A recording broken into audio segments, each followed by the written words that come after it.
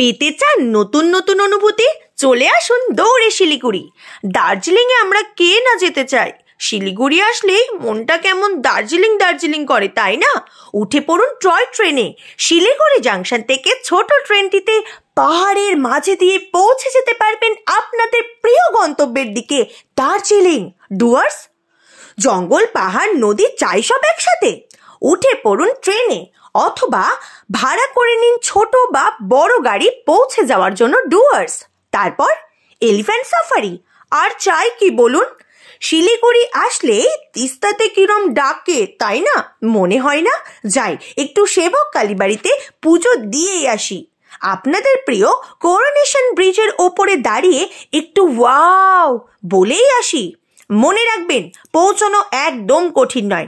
পিসে মিত্রাল থেকে বাসে ওঠো বা গাড়ি ভাড়া করে 1 ঘন্টার মধ্যে পৌঁছে যেতে পারবেন আপনারা সেবকে।